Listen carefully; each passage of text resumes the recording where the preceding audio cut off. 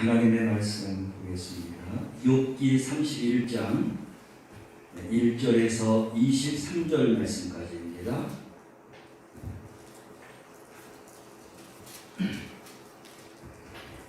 욥기 31장 1절에서 23절 말씀입니다. 찾으셨으면 아멘.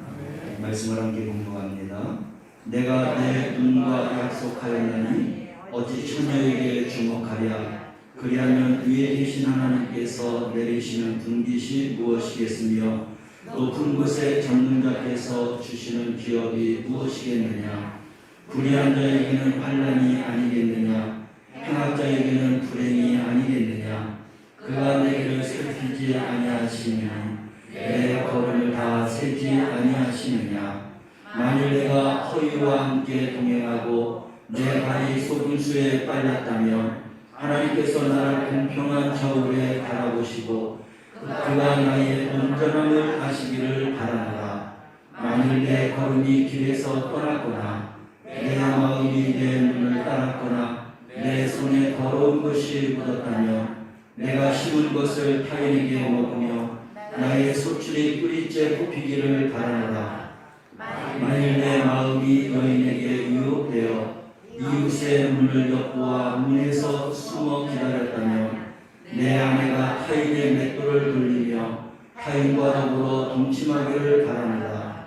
그것은 참으로 음란한 일이니 재판에 회고할 죄악이요 멸망하도록 사르는 불이니 나의 모든 소출을 뿌리째 뽑기를 바랍니다.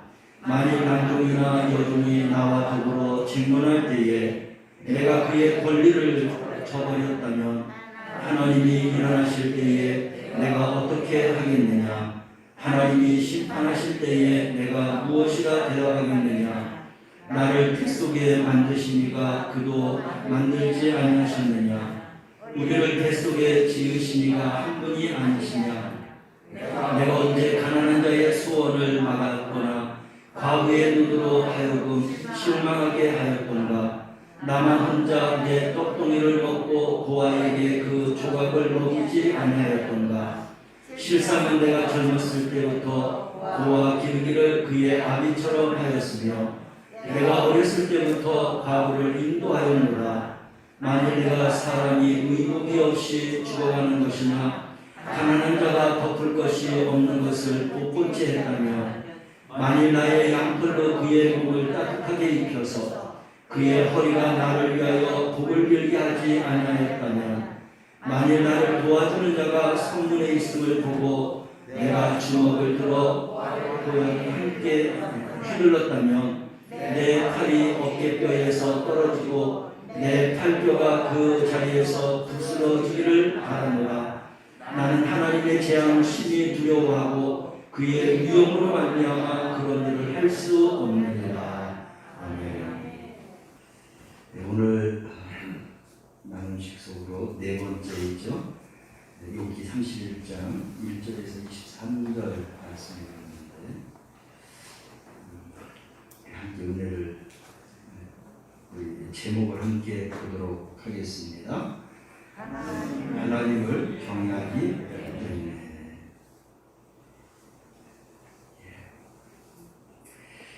포커스 말씀까지 함께 읽겠습니다.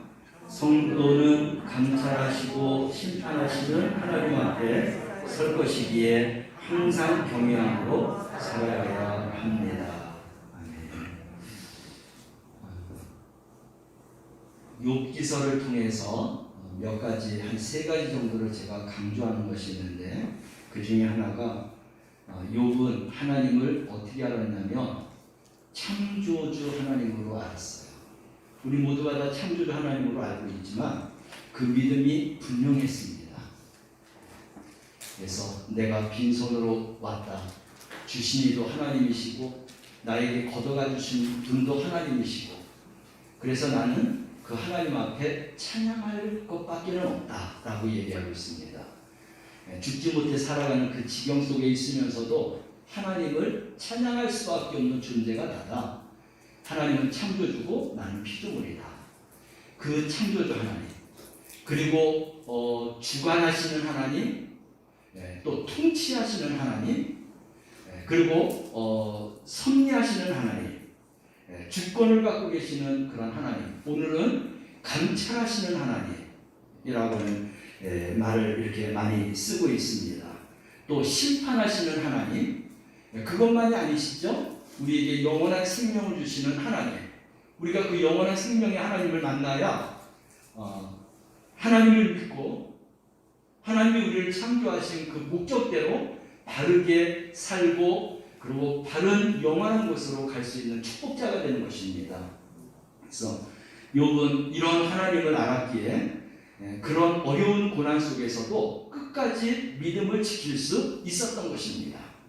우리 사랑하는 성도들도 하나님께서 창조하는 것뿐만 아니라 심판까지 이르게 하시고 영원한 생명까지 우리의 길을 인도해 주시는 그 하나님, 그래서 우리는 어떤 환경 속에서도 하나님 앞에 의지할 수밖에 없고 신뢰하고 따를 수밖에 없는 그런 피조물의 존재라는 것을 우리가 분명히 알고 하나님을 잘 믿고 영원한 생명에 이르는 우리 성도들이 되시기를 주님의 이름으로 축원합니다. 그래서 그걸 알았기 때문에 항상 하나님을 경외하는 마음이 변치 않았다라고 하는 것입니다. 지난 한 주 사시면서 하나님께서 주신 은혜가 있으면 함께 은혜를 나눌까요? 있으신가요? 7살 둔 한 여인이 있었는데 어린 딸이 아파서 병원을 가야 되는데 얼마나 아팠던지 6개월 동안 입원해갖고 치료를 받아야 되는 그런 아픔이 있었습니다. 한 사람만 아파도 온 집안 사람들이 같이 아프죠. 마음이 아프고 시간도 그렇고 또 여러 가지로 그런 고된 삶을 우리가 살아갑니다. 그런데 그 어린 딸아이가 그렇게 앓고 있는 동안에 남편은 직장에서 해고되었어요. 엎친 데 덮친 격이죠. 그리고 남편의 가족 중에서 하나둘 세상을 떠났습니다. 그 사이에. 그리고 남은 가족 한 명도 뇌암 판정을 받았습니다.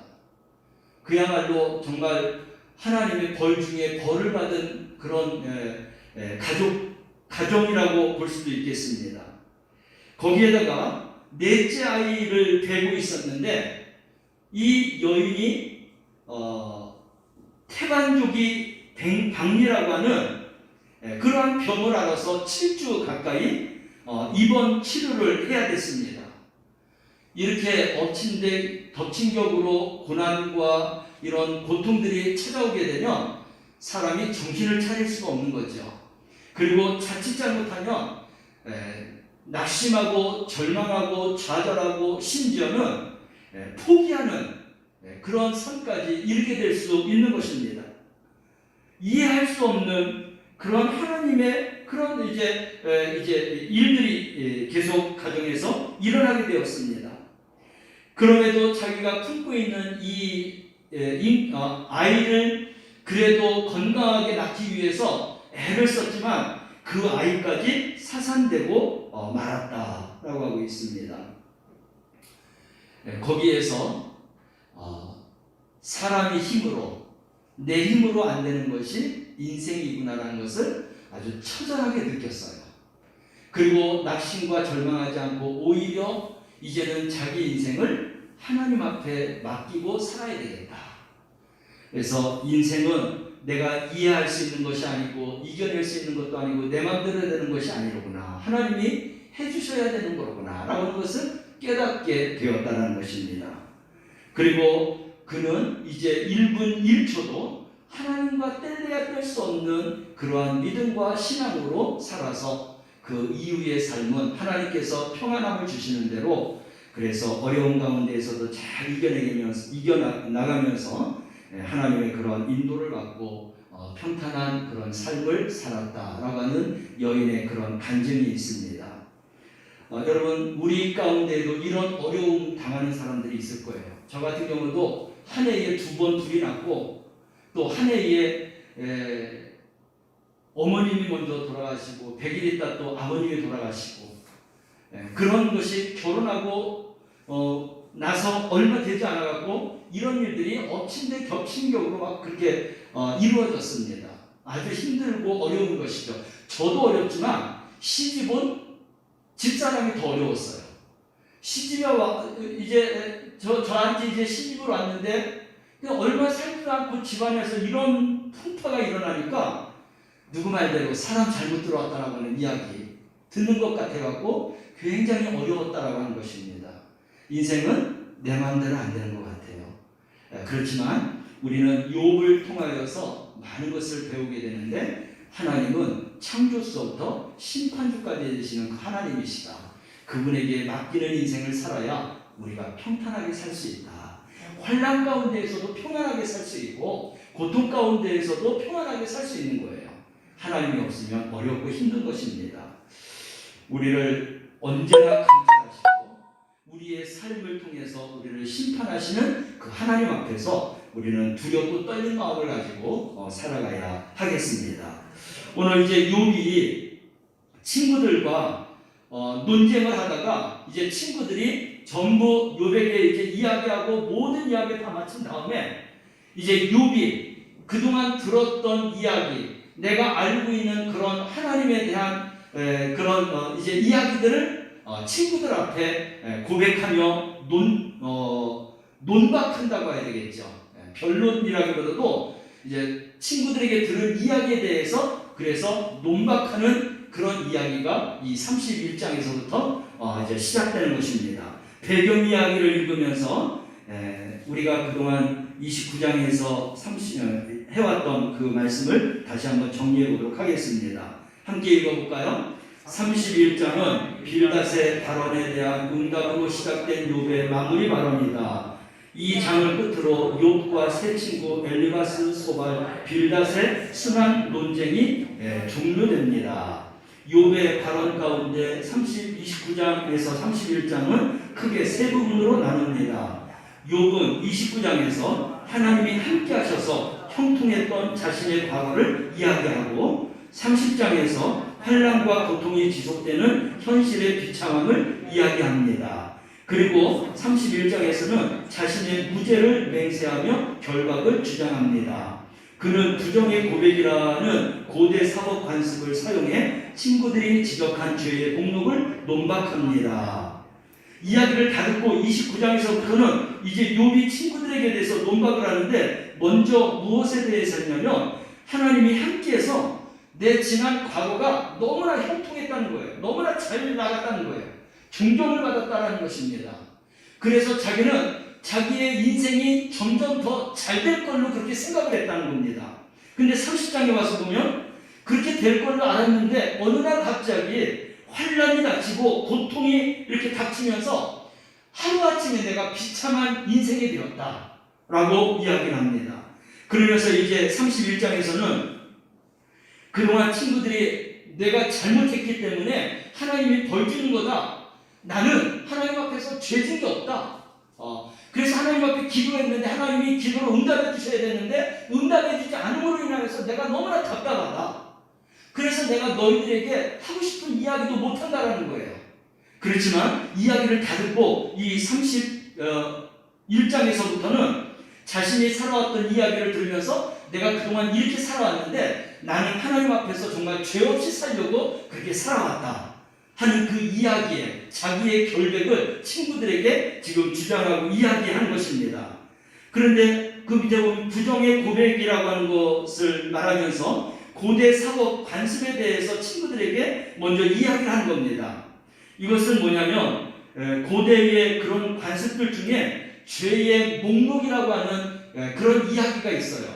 굉장히 많이 이렇게 전파됐고 많은 사람들이 알고 있고 고대 문헌에 보면 이런 이야기가 많이 나오고 있습니다. 그 내용 중에 하나가 대표적으로 뭐냐면 이집트의 종교 문헌에 가보면 사자의 서에라고 하는 내용의 그런 글이 있어요. 그 글쓰기에는 이런 게 있습니다.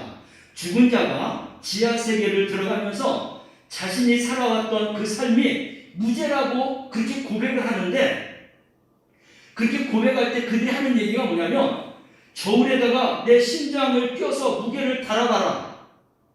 자기가 지금까지 살아오면서 내가 죄진 거 이 심장에 이게 다 뭉쳐있는데 그것을 저울에 달아보라는 겁니다. 그래서 내가 바르게 살았다, 죄 없이 살았다라는 것을 증명하기 위해서 하는 이야기인데 그러면 그 심장의 무게를 저울에다 달았는데 무엇과 비교하라고 하냐면 깃털보다도 새의 깃털보다도 가볍다라고 그렇게 주장한다는 것입니다. 그래서 자기는 살아오면서 죄짓지 않았다라고는 그런 관습이 있는데 이 욥이 바로 그런 이해를 들어가면서 나도 살아오면서 정말 죄짓지 않고 살려고 내가 살아왔다. 나는 죄가 없다라고 하는 그러한 이제 논박을 친구들에게 하는 것입니다. 오늘 그런 내용들을 우리에게 이제 말하고 있는데 우리 문제를 보면서 풀어보면서 그 내용들을 좀 구체적으로 생각하겠습니다. 그러면 관찰과 묵상 첫 번째 문제를 우리 함께 먼저 읽어볼까요? 욥은 자신의 인생 전체를 감찰하시는 하나님을 어떻게 고백했나요? 또한 심판하시는 하나님을 어떻게 묘사했나요? 여러분, 이 감찰한다라고 하는 얘기를 저는 정말 피부로 아주 강하게 느꼈어요. 여러분, 이렇지 않습니까? 우리가 살아오면서 저도 서울에서 이제 생활하고 또 여러 곳에서 이렇게 생활하면서 초등학교 동창들도 있을 것이고요. 중학교 동창들도 있을 거고 고등학교 동창들도 있어요. 또 뭐 대학교 우리 동창들도 대학교는 신학교를 나온 분들이기 때문에 지금도 모여요. 이번에 모였는데 우리가 생각해 보니까 26년 됐더라고요. 이분들하고는 아주 재밌게 모여요. 1년에 한 번 모여요. 왜냐하면 필리핀에 설교사로 간 우리 이제 이번 주일에 오실 그 선교사님이세요. 그래서 선교사님이 1년에 한 번, 많으면 2번 들어오시는데 그때 들어올 때만 우리가 모이는 거예요. 모여서 한 끼 먹고 그냥 별 탈 없지 우리 잘 보내자고 목회 잘하자고 그러면서 만나고 헤어집니다. 근데 초등학교 친구, 중학교 친구, 고등학교 친구들이 있지만은 고등학교 친구들은 연락은 해요. 연락은 합니다. 근데 뭐 몇 년에 한 번 만날까 말까 해요. 한 3, 4년 전에 대전에서 한 번 만나고 만나려다가 코로나 때문에 못 만나고 있어요. 이 코로나가 지나가면 우리 한번 만나자 해서 이제 만나려고 하는데 근데 이 중학교 친구나 초등학교 친구들은 못 만나는 이유가 있어요. 초등학교 친구들 중에서는 저 가까운 목사하는 이 친구가 있는데 그 친구가 같이 동창회를 나가자는 거예요. 그래서 나는 안 나간다. 네가 나가라. 서울 가까우니까 뭐 대방동 보라매 공원 그 주변에 교회가 있더라고요. 나갔대요. 근데 1차까지는 좋았는데 2차, 3차 가는데 도저히 있을 수가 없대요. 노래방에 가고 술집에 가고 그러는데 자기가 있을 곳이 아니래요. 그래서 커봐. 나도 그거 경험했거든. 그래서 안 나가는 거야. 그 친구도 안 나가고 있어요. 우리 생활 패턴이 다르기 때문에 그런 것이죠. 오늘 감찰한다라고 하는 이야기가 있잖아요. 중학교는 남녀공학이었어요. 그래서 그 남녀공학은 뭐 서로 터놓고 이렇게 이야기하잖아요. 그런데 이 남녀공학에서 만난다는 건 굉장히 위험한 게 참 많더라고요. 그래서 제가 동창회를 가야 되는 이유, 제가 회장이었거든요. 그러니까 동문회를 이끌어 가야 되는 것입니다. 그냥 네가 와서 해야 된다라고 해서 했는데 이렇게 가다가 보니까 또 원치 않는 이런 자리를 오고 가면서 그렇습니다. 그런데 집사람이 하는 얘기가 뭐냐면 당신은 얼마든지 동창들하고 연애할 수도 있어. 나는 못 믿어. 그러면서 하는 얘기가 뭐냐면 나는 당신을 절대로 못 믿고 하나님만 믿어. 하나님은 당신이 하는 일을 다 알기 때문에. 그래서 동창회에 나가면은 여자들하고 이렇게 뭐 얘기하고 조금 뭐 이렇게 가까이 하려고 하면 하나님이 보고 계시잖아요. 그래서 하나님이 감찰한다고 하는 그 이야기가 저에게는 여기에 베꼈습니다. 집사람 때문에. 자기를 못 오니까, 그러니까 못 믿는다는 거예요. 뭐 중학교 때 인기가 많았다는 것을 뭐 알았는지 뭐 어쩌는지 몰라도 그래서 나는 하나님만 믿는다고 오히려 그렇게 이야기한 것 때문에 제가 더 조심을 하고 지금까지도 조금 나쁜 생각, 나쁜 마음 이런 거 먹을 때 하나님이 감찰하신다는 얘기가 여기에 베껴져 있기 때문에 지금도 그래서 그런지 몰라도 그냥 그때서부터 지금까지 하나님 앞에 부끄럽지 않고 부끄러운 일을 하지 않은 것 같고 앞으로도 그렇게 되기를 바랍니다. 저는 이 감찰한다는 얘기를 피부로 느낀 사람이에요. 네. 집사람이 하는 그 이야기 때문에. 그래서 나는 당신 안 믿고 하나님만 믿어. 하나님이 알아서 하실 거니까 하는 그 이야기가 나를 여기까지 흔들리지 않게 이렇게 이끌어온 그런 이제 단어였다. 근데 이 단어였지만 나에게는 생활에 많은 큰 영향력을 끼쳤다. 하나님이 감찰하신다는 겁니다. 24시간 내 인생을 다 감찰하세요. 내 생활하는 것뿐만 아니라 마음먹은 것까지도 감찰하시는 거죠. 그래서 하나님은 외모를 보시는 게 아니라 중심을 취하시는 하나님이라고 하는 것을 우리가 알아야 우리의 믿음과 신앙생활이 흔들리지 않아요. 이중적으로 생활하지 않습니다. 가능한 한 하나님이나 내 자신이나 사람들 앞에 부끄럽지 않는 그런 한 가지의 마음을 가지고 그렇게 생활하려고 노력하면서 살아가게 되는 것입니다. 욥이 바로 그런 믿음이 있었어요. 이런 어려운 가운데 고통 가운데 있음에도 불구하고 감찰하시는 하나님 앞에서 내가 죄 짓지 않기를 위해서 얼마나 애쓰고 살아왔는지 나는 정말 죄를 졌다라고 말하지 않겠다라고 할 정도로 그런 고백을 하고 있습니다. 그래서 4절, 6절 말씀을 보면은 욥은 감찰하시는 하나님을 인생의 길을 살피시고 자기 걸음을 다 세시는 그런 하나님이시다. 내 걸음까지도 세시는 하나님. 이것만이겠어요? 하나님은 우리 폐부까지도 살피시는 하나님이십니다. 다시 말해서 우리가 숨쉬는 그 한숨 한숨도 하나님이 다 알고 계시는 하나님이십니다. 할렐루야. 욥은 그렇게 살아왔다는 거예요. 하나님이 나의 일거수일투족을 다 감찰하시는 그 삶 속에서 내가 죄를 짓지 않기 위해서 내가 그렇게 살아왔다. 너희들이 나에게 죄를 졌다고 했는데 나는 하나님 앞에서 죄가 없다. 그래서 내가 죄인이 아니라고 이야기하는 건 아니지만 그러나 정말 내가 죄를 짓지 않게 해서 그렇게 감찰하시는 하나님 앞에서 부끄럽지 않게 살아왔다라고 논박을 하고 있는 것입니다.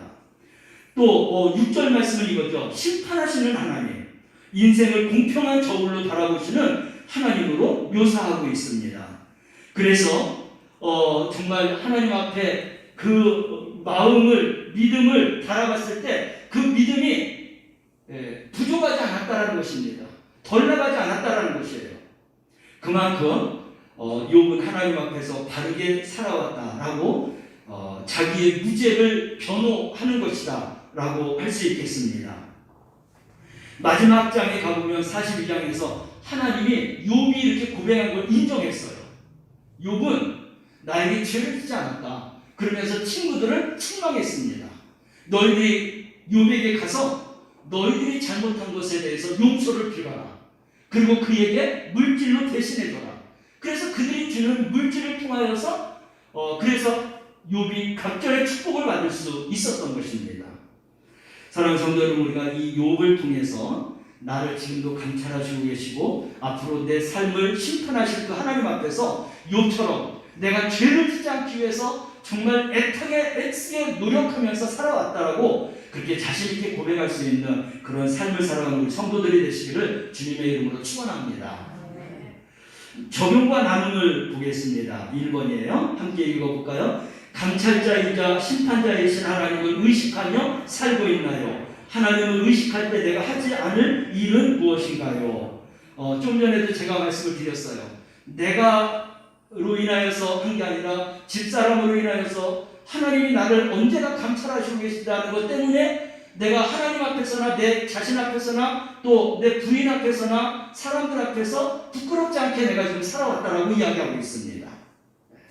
욥이 바로 그런 이제 하나님이신 걸 알았어요. 우리 사랑하는 성도들도 마찬가지입니다. 신앙생활하든지 가정생활하든지 또 어떤 공동체에서 생활할 때 그 사람들에게 보이려고 하는 게 아니라 내 삶을 감찰하시는 하나님 앞에서 부끄럽지 않는 그런 삶을, 심판대 앞에서도 정말 저울에 달아서 부끄럽지 않는 그러한 우리가 삶을 우리가 살아가야 하겠습니다. 이런 의식을 가지고 우리가 살아가야 되는 것이죠. 그래서 하나님 앞에라고 하는 것은 우리 코란데오라고 하는 말로 하고 있죠. 그래서 죄를 범하지 않기 위해서 하나님 앞에 늘 신경 쓰면서 내 자신을 돌아보면서 살아야 되는 것과 또 죄인된 인간의 실존이 결코 하나님을 피할 수 없다.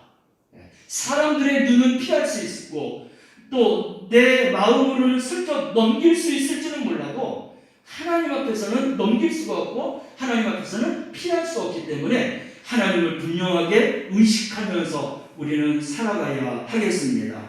그래서 이런 은혜 가운데 우리가 살아가게 될 때 우리는 정말 하나님의 그런 축복 안에 살아가는 성도가 되게 될 줄로 믿습니다.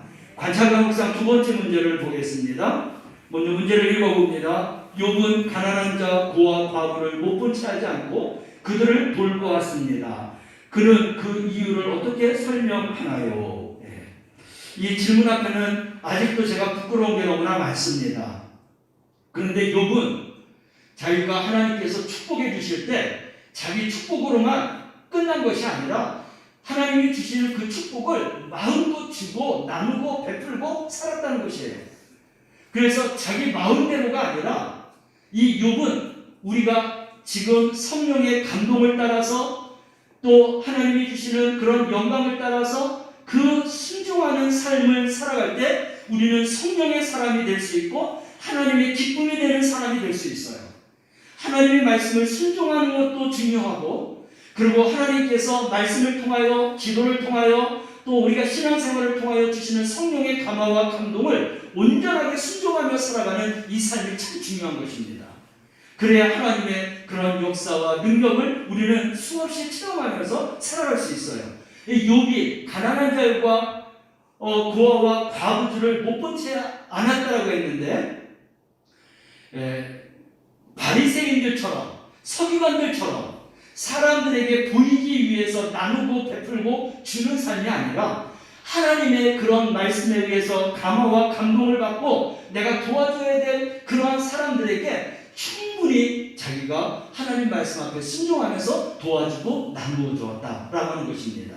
그러니까 사람에게 보이려고 자기 이름을 나타내려고 자기의 그런 행위를 드러내려고 하는 것과 하나님이 말씀하시는 성령의 감동을 따라서 말씀을 따라서 아낌없이 나누고 베풀고 주는 삶하고는 전혀 다른 것입니다.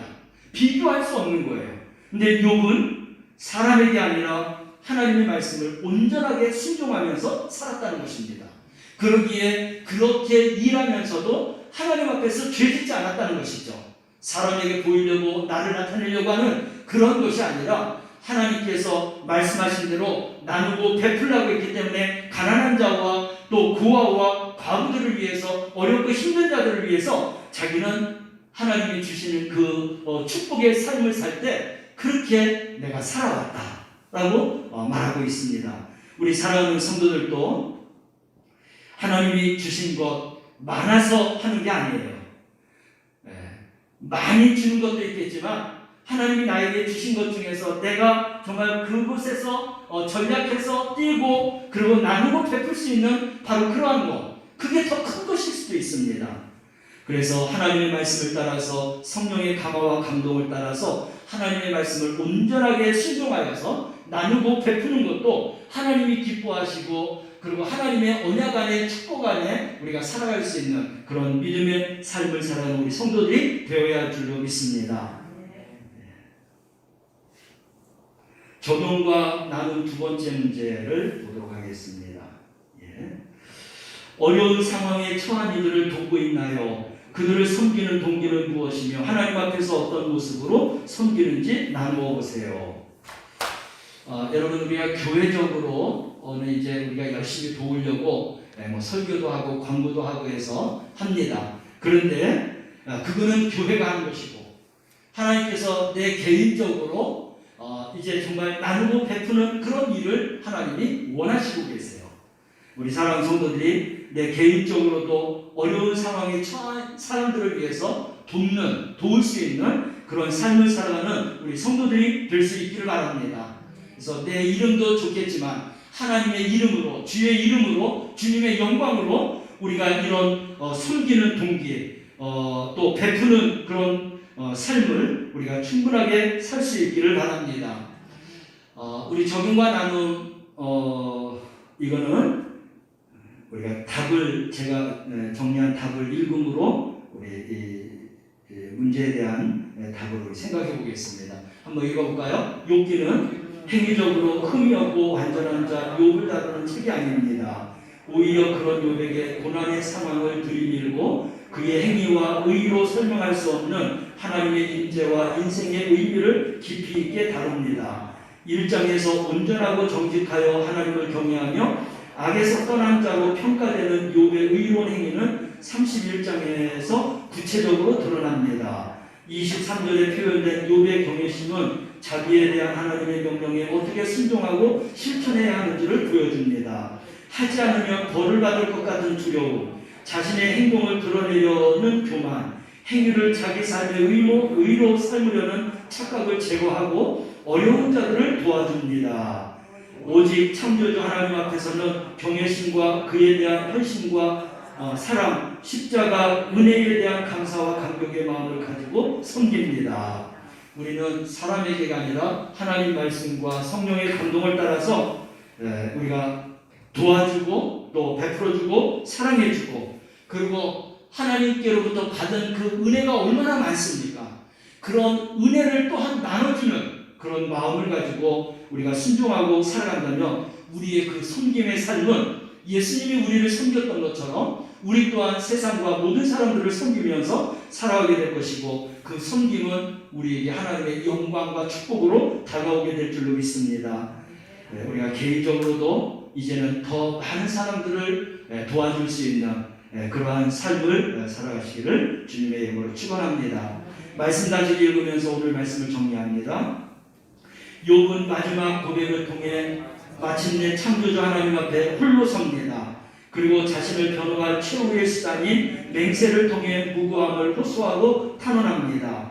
그를 감찰하시는 하나님, 심판하시는 하나님을 경외하고 있음을 스스로 입증하며 하나님의 대답을 기다립니다. 우리는 욥기를 통해 인생 속에 역사하시는 하나님을 만납니다. 또한 하나님의 역사가 곧 은혜임을 알게 됩니다. 하나님은 인과 관계 법칙이나 율법적 의로 제한되지 않습니다. 그분의 섭리는 우리를 이해를 뛰어넘습니다. 그분은 한 인생을 파고드셔서 그분을 향한 온전한 지식을 이루게 하십니다. 아멘. 욥의 친구들이 알고 있는 하나님의 지식하고 욥이 하나님을 알고 있는 지식하고 너무나 큰 차이가 있었어요. 욥의 친구들이 알고 있는 지식은 세상적인 그런 지식과 함께 율법주의적인 그런 지식으로 알고 있었습니다. 그러기에 욥이 죄를 져서 네가 벌을 받는 걸로 해서 율법적으로 계속해서 욥을 정죄했던 것이죠. 근데 욥은 그렇게 율법적인 하나님만 있는 게 아니라 하나님의 계획과 섭리가 또 있다는 것입니다. 영적인 것이죠. 욥은 거기까지 더 높은 지식을 가졌어요. 하나님에 대한 높은 지식을 가졌어요. 그래서 내가 당하는 것은 죄로 인해서가 아니라 내가 너희들에게 시원하게 대답을 할 수 없지만 하나님이 응답 안 하시기 때문에 시원하게 대답할 수 없지만 내가 알고 있는 그 하나님은 이런 율법적으로 뿐만 아니라 하나님의 계획과 섭리 가운데서도 이런 일이 일어날 수 있다라고 그렇게 설명하고 있는 거예요.